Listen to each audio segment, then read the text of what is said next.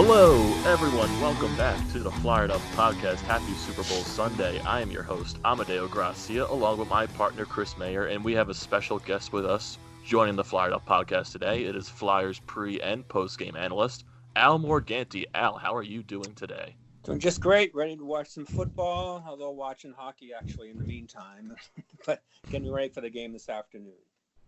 Definitely. We're all prepping on the Super Bowl Sunday, but first we're going to talk some Flyers hockey. So the Flyers just wrapped up a really great game last night against the Colorado Avalanche. They beat them by a score of 6-3. So Al, just to start off, what are your thoughts from the Flyers' performance in last night's game against Colorado? Well, I thought they got a big performance from their goaltender. I mean, Lyon had to come up and face a Colorado team, which was better than I thought right off the get-go. I thought they'd be a bit sloppy after their long break, but they were pretty good early, and Lyon had to make some big saves. So I thought he was the key. But other than that, Farabee came through because Couturier was terrific in the middle. I thought Couturier had a couple of off games for him, but he had an A game last night, and I think you saw that in how Farabee he raised his game, and that to me is a big plus. If his game as a 19-year-old is going to get better and better, that's huge. So those are the two biggest takeaways I had from the game. Definitely 100%. And Chris, what are your thoughts on the game that wrapped up last night? Honestly, I thought last night's game, I think that was one of the better, I guess, 60-minute efforts that I've seen in probably the last, I'd say maybe week or so, since obviously we haven't really seen any of the, with the break and everything. But even before the break, I think that was one of their better games. I think it was good for the whole weekend itself, too, because they didn't come out of it. They weren't really that sloppy. It wasn't like that Christmas break they had where they were just awful in some games. They basically just forgot how to play defense in some games. The goaltending wasn't there, and they played better this break. We're coming off of this break, and I thought last night's game was good. I thought, Al, you definitely brought up some good points of Farabee. Guys like Lyon, I thought they were good too. And I honestly, I thought the power play last night was amazing. I know it only generated, I believe, one goal, but I thought they were good in Pittsburgh, and especially that second unit, which was really the first unit. They started to use that a lot with Voracek, Sanheim, Niskanen, Couturier, and Farabee. I thought that was a really good unit in these last two games. Oh, definitely 100%. And going off of Al's point, you expected Colorado, because this was their first game coming off of the break of their bye week, and you kind of expected them to have a little rust. But Colorado actually came out flying and controlled pretty much the first, I would say, 15 minutes at the pace of the first period. But the Flyers are the ones that get rewarded with 2 goals after the first. It's Matt Niskanen with your assists from Voracek and Couturier, and then Kevin Hayes with around 6 seconds left in the first period with a nice redirection off of a pass from James Van Riemsdyk on the power play. So the Flyers honestly getting outplayed a majority of the first period, but they get rewarded with 2 goals going into the second. So that's gotta feel good going into a second period, knowing you get outplayed, but you still manage to put 2 goals on the board. And even though Colorado looked like they were pushing the entire game, the Flyers didn't, I would say, crumble. They still pushed, even when Colorado came close to bringing it within 1 goal multiple times. The Flyers didn't die down. And that also ties into Alex Lyon, what you were talking about, Al. He was making some phenomenal saves in net. He looked a lot better than the game that he played against the Montreal Canadiens. He looked a lot more confident. His rebound control was actually spectacular.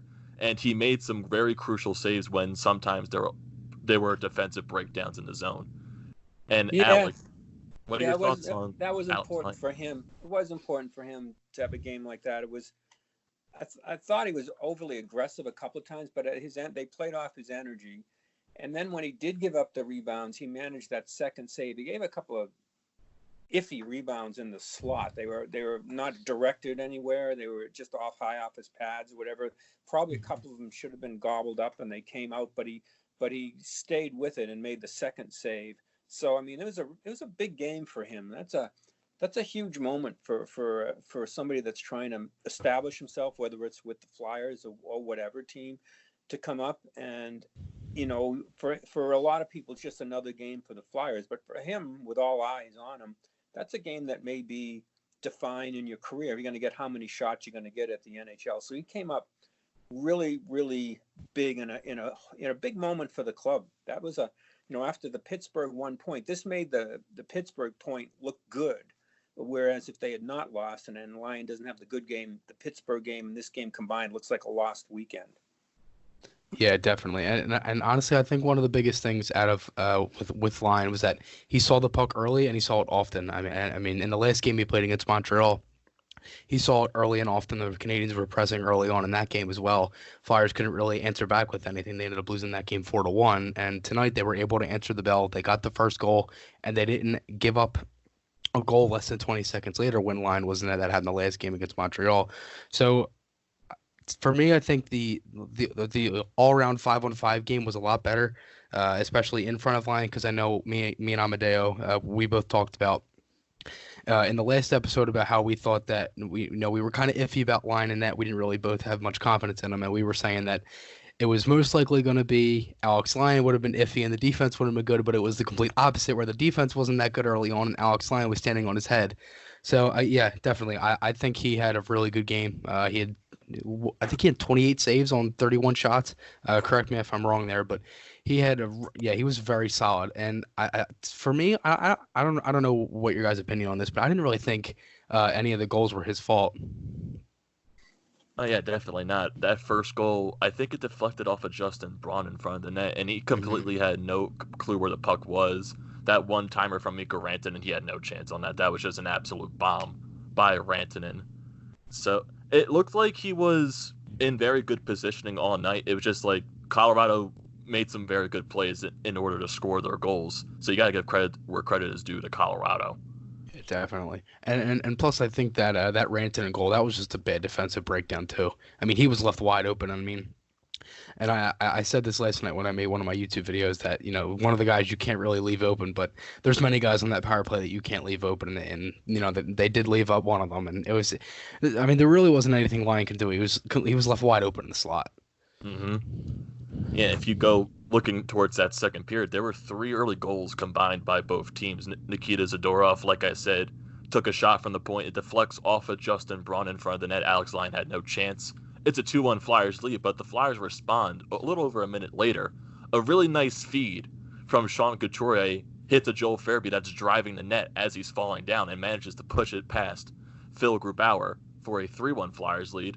But then Colorado once again responds on the power play not that long after. It's Mikko Rantanen with that very nice one-timer when he was left wide open, beats Alex Lyon. It's a 3-2 Flyers lead going into the third period.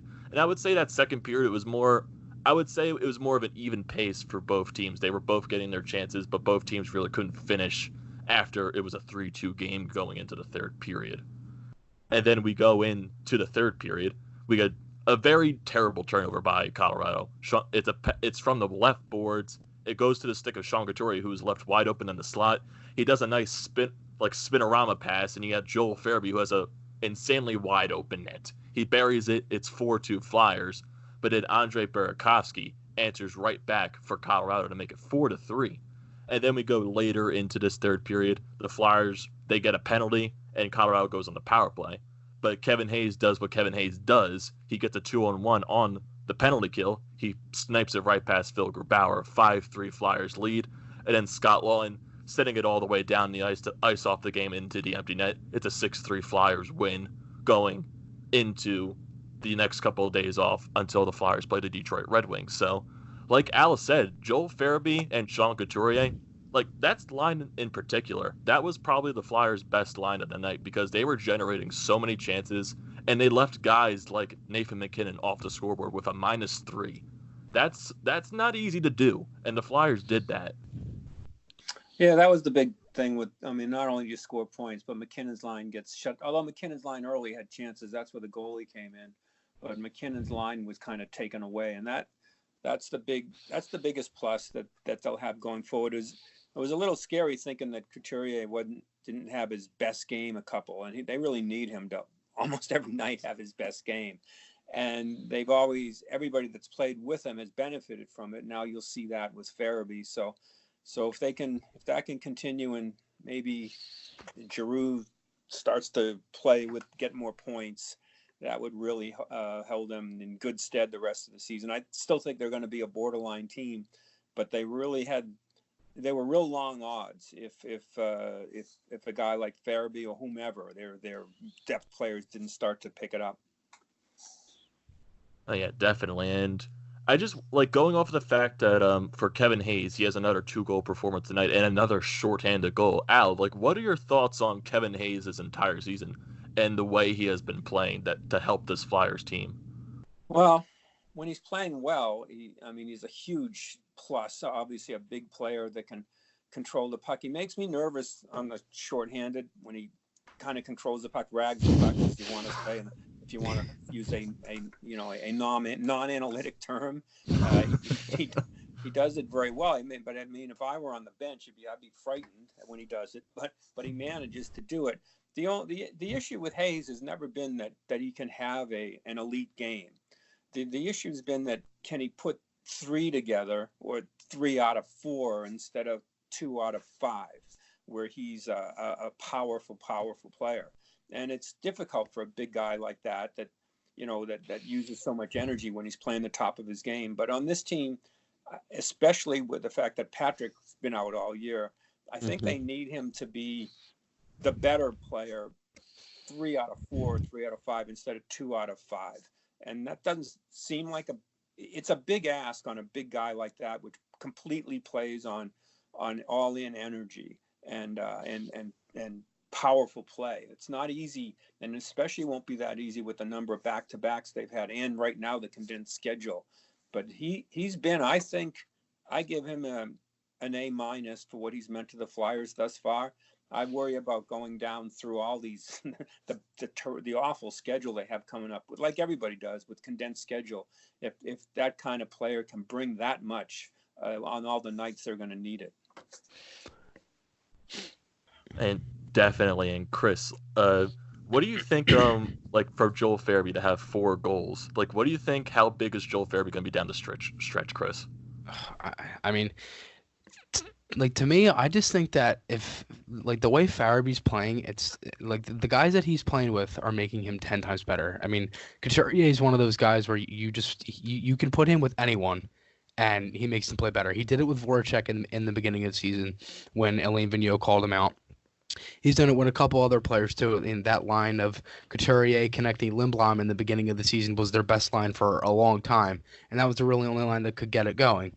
And I mean, Joel Farabee, he's huge for this team because to me, he's basically a center that plays wing. He does everything right in the defensive zone. He does everything good in the neutral zone, and he just has a very good hockey IQ to just make the right plays at the right time instead of trying to do too much in the defensive zone when they have to get it out or in the offensive zone, whatever. He's one of them guys where if they need a bottom six to go deep into the playoffs and even get into the playoffs, these are the guys that are going to have to continue to play better because honestly, I think the bottom six has been great. I mean, Pitlick, I can't tell you how much I've loved Pitlick this season. He's been great. Raffle, trying to think, Bunneman, he's been pretty good. Albie Kubel, I've liked him ever since he came up. I think really the bottom six is really very good, and I'm thinking that if something happens with lines and Farabee ends up getting sent down or not sent down a line to like the third or fourth line or something like that, then it's definitely going to have to it's definitely going to be a big factor if the bottom six can continue with that and if Farabee can even stay on the top six because I would love to see that because he's been playing great with Couturier and Voracek. Oh yeah, definitely 100%. And Al, just going off of the fact that the Flyers don't have guys like Nolan Patrick and Oscar Lindblom, how difficult do you think it's been for the Flyers to like get more production, I would say, for the top guys? Like how much more pressure does that put on them? Well, it's put a lot of pressure, which is why when a guy like Couturier isn't on his best game, it really you can see what happens to the team when that happens. If he has to play both ways. Obviously, when you're mentioning about the Selke, you have to go both ways. A lot of it is, frankly, people you want to avoid the subject at times, but Giroux hasn't scored like you expected, and that's put a lot of pressure elsewhere. If you looked at coming into this season, okay, what do you expect from A, B, C, D? You certainly would have expected more there. And with that happening, and then losing Lindblom in a horrible situation, and then the awful situation, with Patrick, they have depended on those bottom lines. I don't know how much more you can ask to get out of that. Farabee should be okay. It's funny with a really young player like that. I mean, I don't know that you want to go into a whole month and saying we got to have this from Farabee. I think it was a bonus at first, and then he learned when he was on the bench and then missed games because of suspension that he couldn't play. But I never see a young guy like that thinking, okay, it's just going to get better and better. I think there's going to be some fall off here and there. His play off the puck has been spotty. And I think that's what the coach was looking for from him. But he responded pretty well. He's a pretty arrogant player. I mean, he thinks he belongs, which is really good. He plays like he belongs. Even on that play from Couturier, I mean, he's driving the net on and expecting he's going to get past his man, who I think was McCarr, misplayed him badly.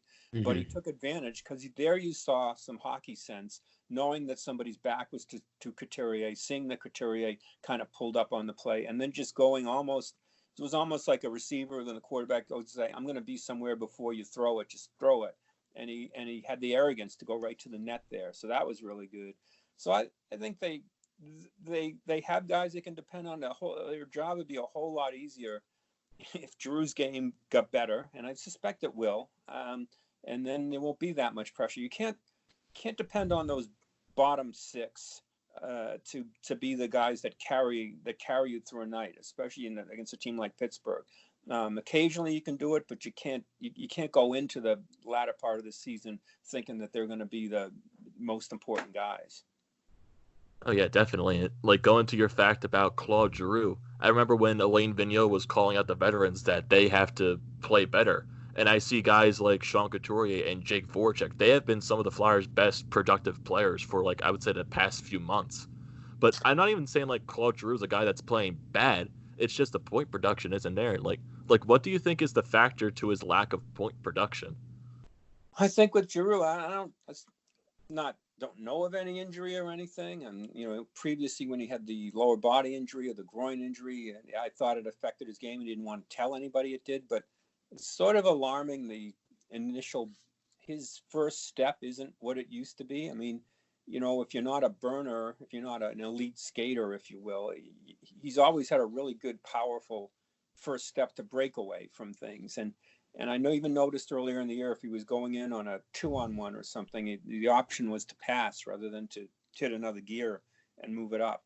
So I'm really surprised that his breakaway ability is not what it used to be, and I'm hoping it just returns or he redefines his game a little bit.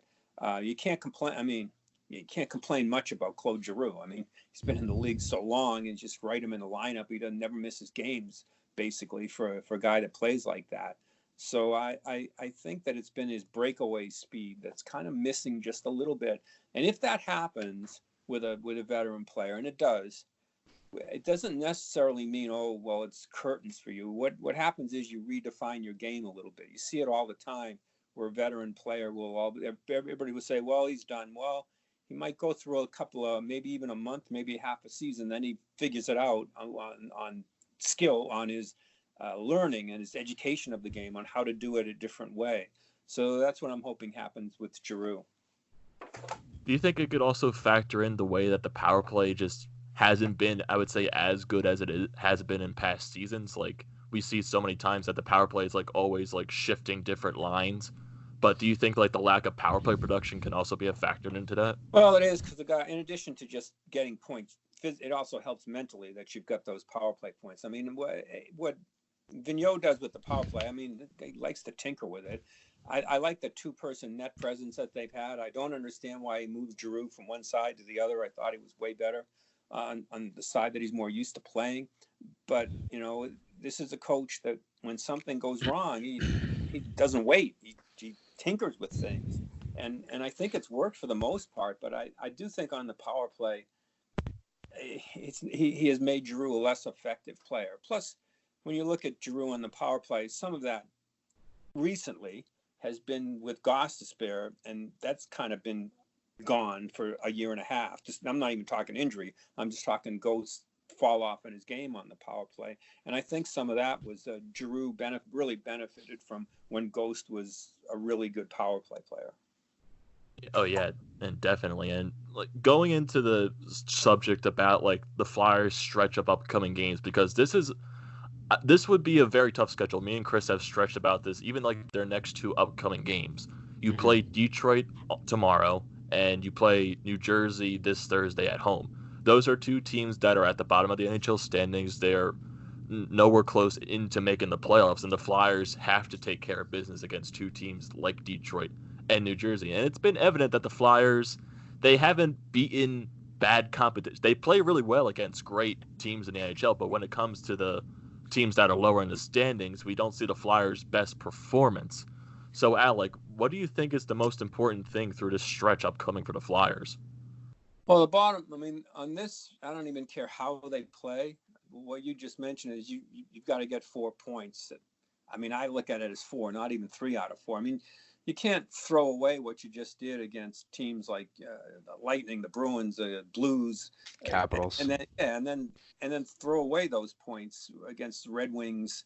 I think the Red Wings plus minus is almost 100 at this point. That's how Yeah, I bad think it it's Wow. almost 100. It's been yeah, terrible. yeah. So I mean, you can't throw away points like that. And the Devils game's at home, so I think those two games are absolute must wins because with after that you've got got Panthers a couple times. You've got Islander. I mean, you cannot possibly kind of undo what you did. If they ever didn't win the game in Detroit, what happened against the Avalanche becomes yes, so what? So you're almost faced with a more demand to get the two.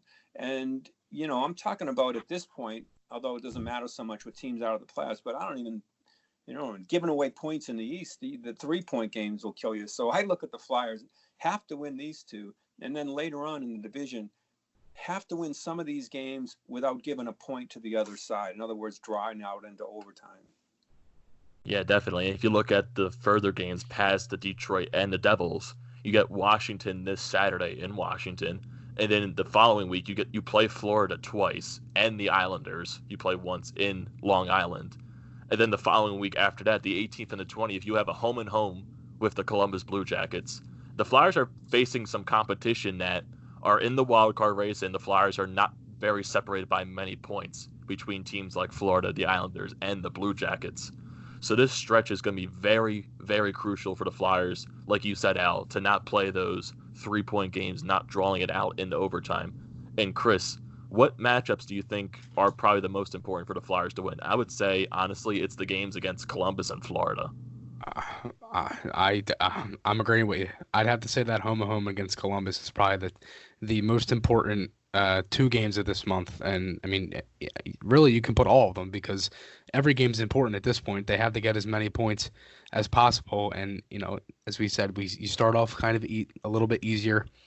They started the month a little hard after the break. You got obviously Pittsburgh, Colorado. Then you got Detroit, New Jersey, and then you said the Capitals, Panthers, Islanders, Panthers, and then they got Tampa Bay in there, San Jose, and then they end the month against the Rangers. So, I mean, and honestly, I think a lot of these games are winnable. I think if they can continue to play like they did in these last two games, and even a little bit before the break as well, I think honestly, man, I don't even like it's just like Al, just like you said, it doesn't even matter how they play. All that matters is points. Like I because there's been games where they've won and everything and you look back at it and it's like, well, they didn't really play that good, but they won. So that's kind of what I'm thinking here. It doesn't matter and I'm definitely agreeing with you too, Al. It doesn't matter how they play. Just get 2 points. I don't care how they get it or whatever they have to do to get it. Just get 2 points. That's all that matters at this point because this morning, or I think in the afternoon, they were in fourth. They're now in fifth now because they don't hold the tiebreaker and everything like that. And they're also I think they're one of the second teams with the most games played in the Metro, so that doesn't really help them either. Because at the beginning of the season, when they were off, like when they had like that, when they went to Prague and everything, they had like a 4 game difference in between like the Capitals who were in first. And at the time, it was I think it was maybe like 6 or 7 points that they were behind them. So, and now they've caught up with some of the games, so everything is so tight now. So really, points are everything. And just like you said, it doesn't matter how they play, just get 2 points. Yeah, 100%. And like, Alec, what are your thoughts on like the teams in the Metropolitan Division? Teams like I would say Columbus. Like a lot of people expected Columbus maybe to fall off a little bit because they lost guys like Panarin, they lost guys like Bobrovsky, but they still continue to find ways to win. They're still a good team. They have a lot of pieces left, even though they had a lot of pieces that also left the team. Like, what are your thoughts on Columbus just still finding ways to win those games and how tough it's made it for the Flyers in this playoff race?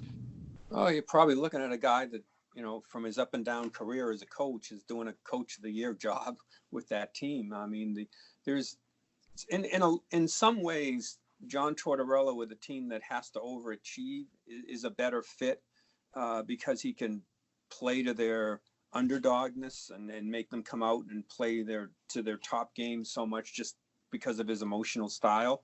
I think that I find them with their last 10 games, they've been just terrific too. And they haven't dropped off of anything. And I think they actually, John Tortorella can sell pretty good in his own locker room. And I think he's selling what you just said, that everybody's looking, that nobody gave us a shot. Everybody just wrote us off. I think he's trying to sell that, and I think it got bought. So he's got them playing a really good style of hockey on a very consistent level. Close, they're not going to blow you away, but they're gonna compete right till the end. And they're one of those teams that I think it's going to be very difficult for the Flyers to. Those are the ones where I look at, if you're going to beat them in regulation, because you're really going to hurt if you give them a point. So I look at that team, the whole division. I mean, that's a pretty tough division right now. I mean, if you're looking at Caps and Penguins, and the Islanders have been solid forever, and so the Flyers have to worry about. They're kind of sandwiched between Carolina and Columbus, and they're going to be like that right till the end. And unless you want to throw the Rangers in, I don't believe they're in that quality that we're talking about here. They're going to be a sell at the trade deadline probably. So I look at the Flyers as this just sandwich between a couple of teams that they I'm only comfortable if they've managed to finish in front of either one of those teams, both of those teams. Yeah, and speaking of the trade deadline, you think there's anything the Flyers are going to do? Because since there's been talk of trade and everything, and I don't know if you heard, but Kapanen was a scratch last night, and they said there was no that it wasn't injury related, so that may be because of a trade or something like that. You think there's any way the Flyers could have maybe got Kasperi Kapanen from Toronto, and what do you think the Flyers should do at the trade deadline? I don't know what you can do. I mean, I don't know what you really have in terms of, tradable commodities that fit into a cap situation.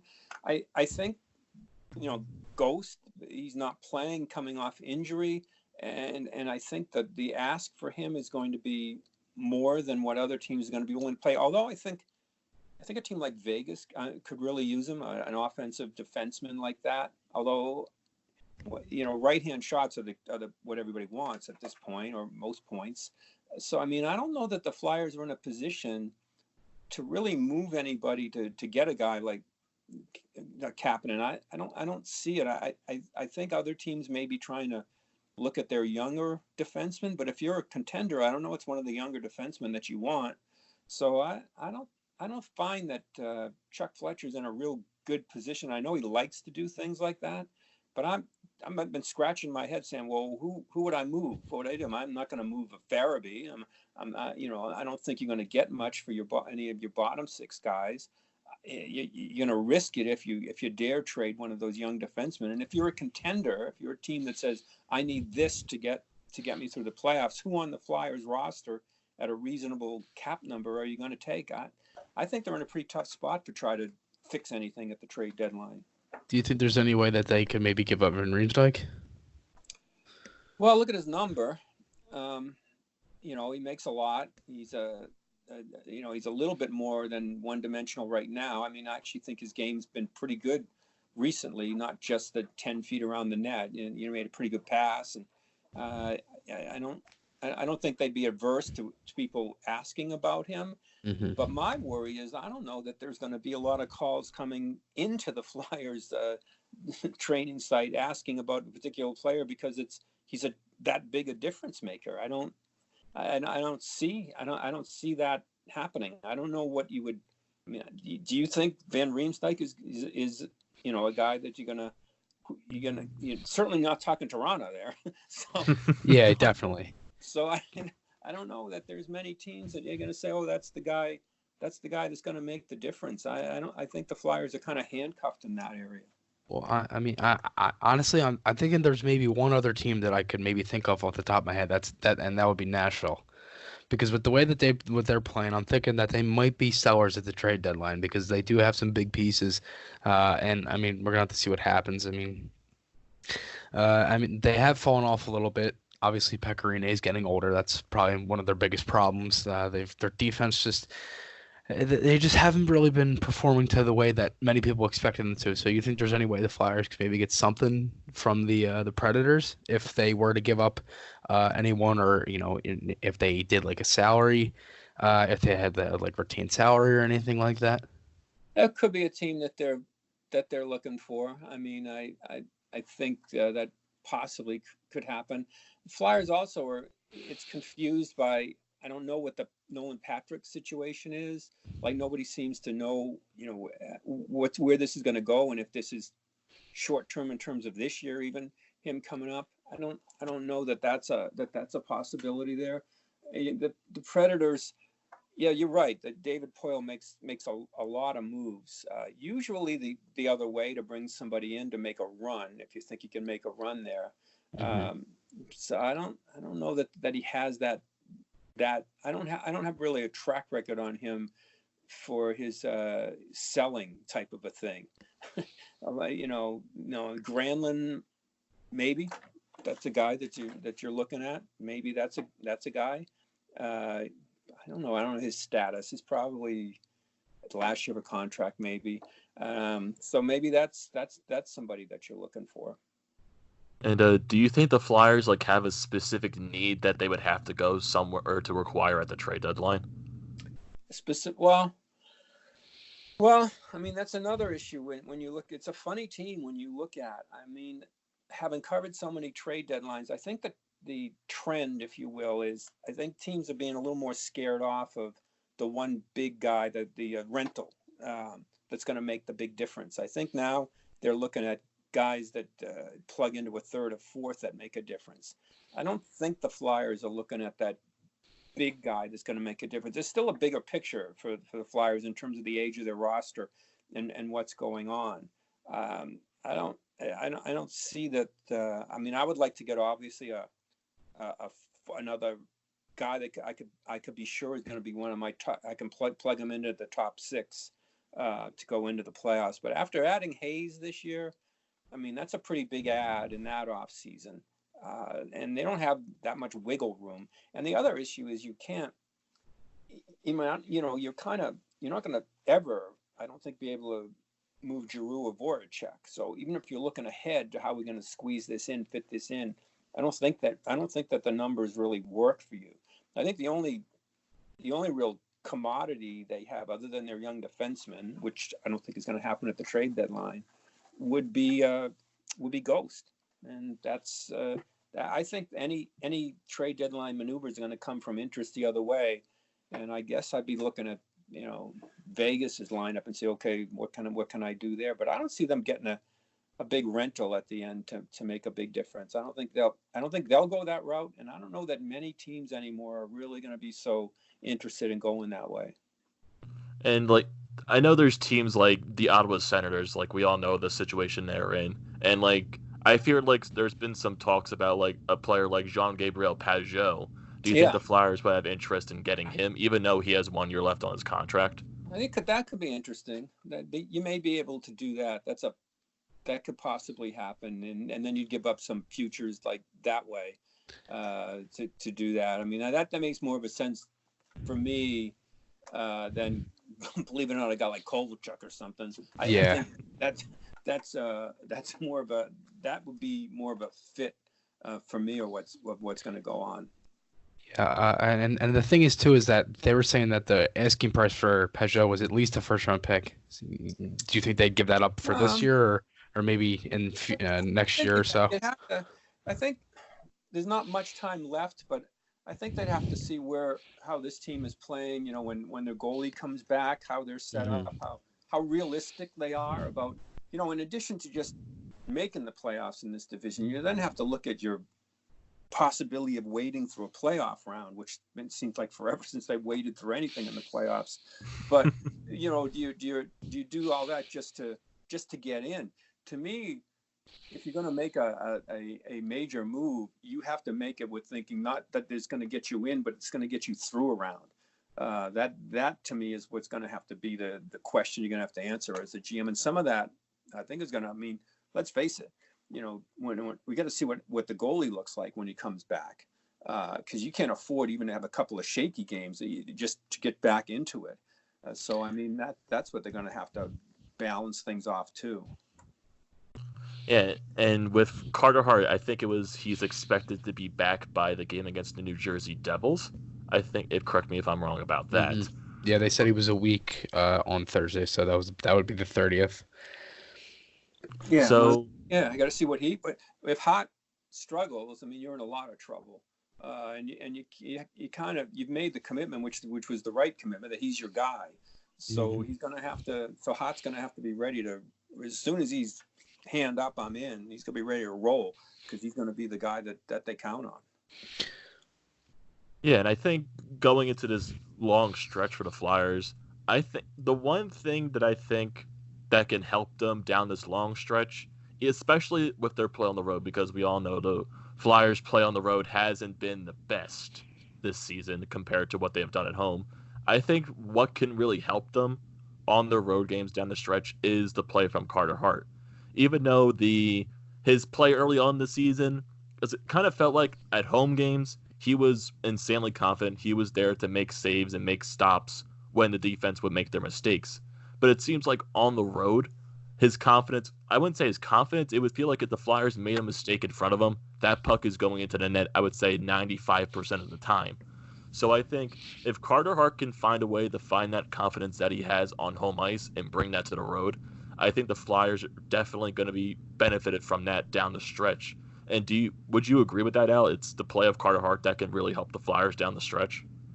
Yeah, there's no explaining the road thing. It just makes no sense whatsoever. And no matter what numbers you try to pull out of it and how you rewatch the games, it's just he not as good on the road. He's just giving up some soft goals on the road, and their overall record. The other guy, Elliott ends up on the bad end of back-to-backs, and he really got thrown to the wolves in some instances on the road. I think it's been more of a Hart problem than it's been an Elliott problem there. And then he's gonna. It's funny. I don't think he's not a guy that. He's so mentally tough for a kid. He's been through so much. It's very confusing why this would happen.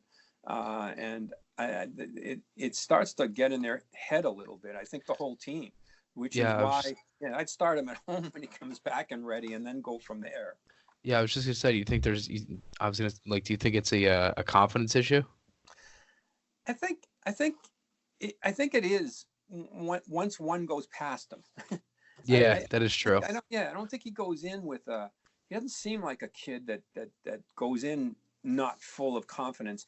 But at home, if he gives one up, I think he's much more like. There's always been in this short history we have of him, at least here, that when he gives up a goal early, it's not quite as good, not as good as he is, obviously, if he has that strong first period.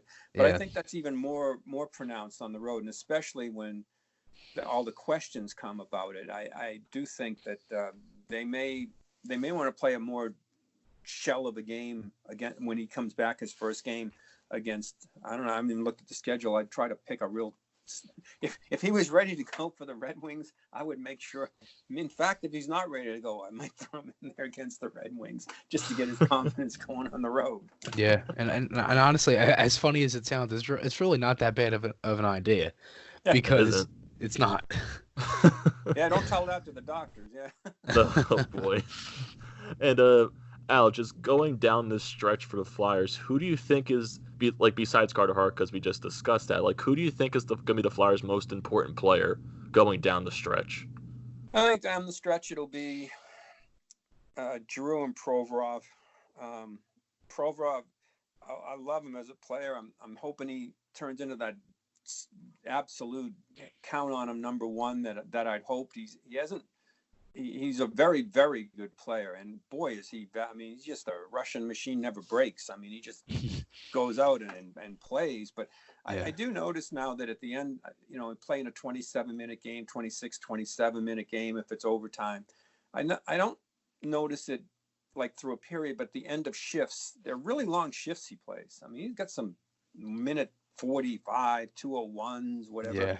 And I think he has to be that good because they're going to count on him so much. And as they go through it more and more, the other team's pressure on their top D pair is going to be greater and greater. So I look at he and the captain to be their key guys. Yeah, I definitely agree. Yeah, and to me, I think the biggest thing with why Provorov's been so good this year, and not even just defensively, more offensively, because he knows he has Niskanen behind him, where he's Yeah, able to jump into the rush more, and he's able to move and use his skating legs a lot more efficiently than he was in years prior. yeah, he's a better offensive player than I think, certainly than I thought when he gets going. I mean, he's more than willing to not just pinch, but to go deep into the zone. And you're right, Niskanen's been a very big addition, steadying influence both on and it appears when you listen to him speak afterwards. He speaks like a coach afterwards He on does. what's happened after a game. So I mean, you certainly think he can kind of piece things together for everybody in the locker room. He's been a big addition. It's reason their special team, their penalty kill has been so much better at times with him. So that has helped Provorov, but he really has to be when you're the number one defenseman, when you're going to be considered like that, you have to be that virtually every night to give your team that chance because you're going to be called on more and more to shut people down. Yeah, definitely 100%. And as we're getting close to wrapping up the podcast right here, so we got some score updates from the NHL. So, two very crucial games that tie directly to the Flyers. We got the Columbus Blue Jackets and Montreal Canadiens. Blue Jackets are currently beating Montreal 3-2 around near the end of the second period. And then you get Vancouver and the Carolina Hurricanes tied at 2, getting near the end of the second period for them as well. So two very crucial games for the standings in regards to the Flyers. Right now, the Flyers hold that second wildcard spot tied with the Columbus Blue Jackets.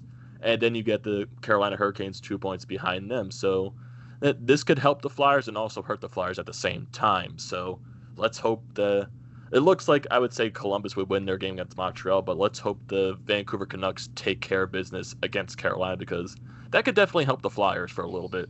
Wouldn't you agree? Just don't let them get a point. Just get 1 point out of there and try to get out of there. And Vancouver, very quietly, is one of the real surprise stories in the league this year. They've had a far better year than I thought they were going to have more consistently. And Yeah. that's a pretty good team. And it was weird. They did it after the Sedins came out of their plans, and they were terrific for so many years. But there's a point you have to move on, and it looks like they've done it very well. Yeah, definitely. And like to me, like the Canucks are very similar to the Flyers because I don't know if you've seen their home record, but I think they're like I don't remember exactly what it is, but they have like 17 home wins or something like that. Yeah, they're 17-5-3 at home. Yeah, and then on the road they're like 12, 13-2 or something like that. So they're a little similar to the Flyers with their road game and at home because at home they've been one of the better teams and everything at home for them has just been really good. And honestly, to me, I think Jacob Markstrom's probably one of the better underrated goalies in the NHL.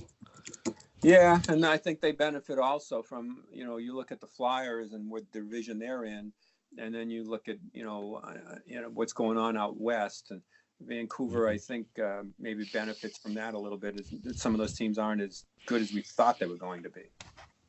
Yeah, and one last question for you, Al. So, the off of the Flyers topic, actually. So, the Battle of Alberta has been pretty entertaining the past few weeks. Like, what have your thoughts been on, like specifically, like last night's game against the Edmonton Oilers and the Calgary Flames? Well, I love that. I like hockey played on the edge of mayhem. I'm not saying I like the mayhem, but I like it when it's right at the edge. It brings out the best in players, I think, and they had that.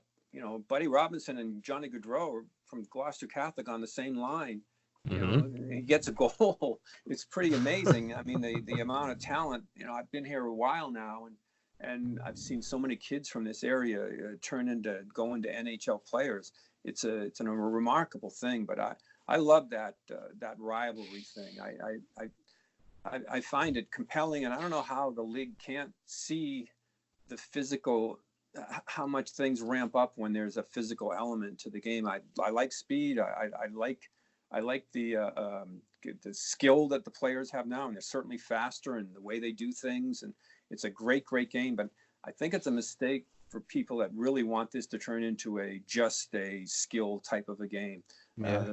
The physical presence is still great. I mean, that's why I love all the Kachuks. I like Big Walt, and I like his kids. I like the way they play. I like the way they play around the net. I like the way they sneer when they play. I just think it's more difficult. So I'm all for the Battle of Alberta to get us. When you've got goalie fights, man, you got my attention.